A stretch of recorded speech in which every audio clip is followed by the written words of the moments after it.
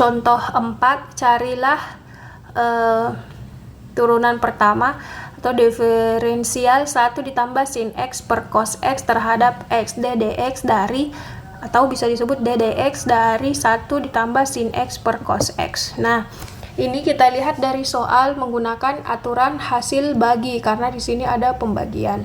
Dan selain itu juga menggunakan aturan penjumlahan karena ada penjumlahan. Nah, oke. Nah, hasil bagi itu jika kita mengikuti rumusnya, yaitu penyebutnya dulu yang kita ambil cos ya. Jadi tidak boleh pembilangnya. Kan kalau hasil bagi juga harus menggunakan kurang. Jadi harus hati-hati. Penyebutnya dulu yang kita ambil, terus diturunkan pembilangnya, terus dikurangkan dengan pembilang 1, terus penyebutnya diturunkan. Jadi selang-seling, tapi harus diperhatikan siapa dulu yang mengurang siapa. Jadi penyebut dulu. Oke. Nah, setelah itu tinggal kita turunkan. Ini cos tidak perlu kita turunkan, tinggal ditulis karena tidak diminta. Saya menurunkan. Nah, yang diminta turunkan adalah ini 1 ditambah sin X. Jadi harus satu-satu. Turunan dari 1 adalah 0, tidak perlu ditulis. Ditambah turunan dari sin adalah cos X. Jadi cos X tambah 0 sebenarnya di sini, atau 0 tambah cos X, tapi hanya kita tulis cos X. Oke, kurang, tetap kurang. Harus waspada ini karena kurang. 1 sin X tidak perlu diturunkan, jadi tinggal ditulis. Nah, turunan pertama dari cos X. Turunan pertama dari cos X adalah negatif sin X.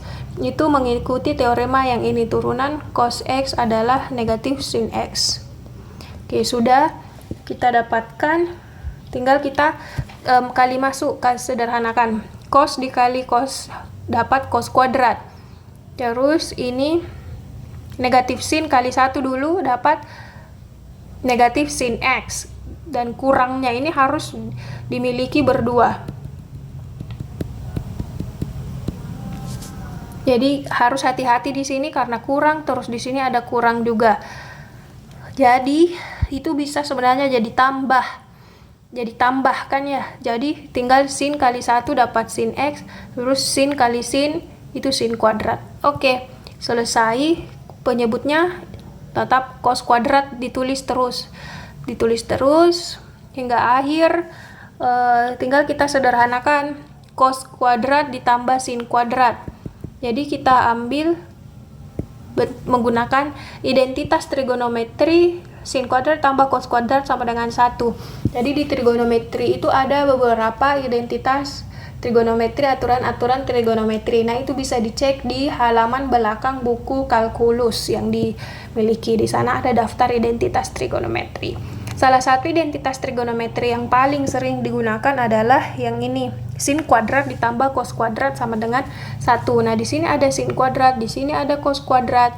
Kita gabung sin kuadrat tambah cos kuadrat dapat 1. Oke, nah sin tinggal dituliskan terus, dan penyebutnya juga dituliskan terus persis sama.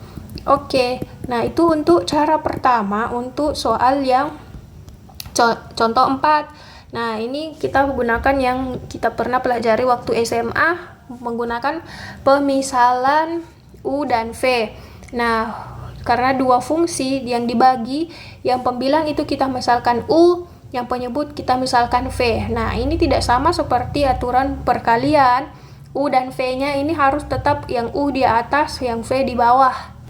Pembilang, penyebut. Pembilang yang di atas, di bawah penyebut.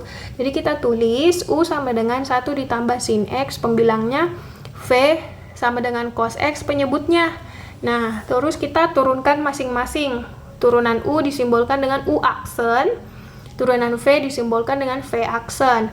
Nah, kita turunkanlah. 1 diturunkan adalah 0. Karena sesuai dari teorema A, yaitu turunan konstanta adalah 0. Nah, lanjut. Sin A, sin X turunannya adalah cos X, turunan cos adalah negatif sin X. Nah, ini menggunakan teorema A di materi 2.4 ini. Kita sudah memiliki U aksen, V, dan V aksen. Nah, untuk aturan pembagian, ini rumus yang harus digunakan. harus pakai kurang, harus pakai per juga, dan bawah penyebutnya kuadrat. Jadi ini harus berurutan U aksen V dikurang U V aksen. Jadi kita masukkan terlebih dahulu U aksen. Di sini ada U aksen yaitu cos X. Nah, masukkanlah cos X-nya.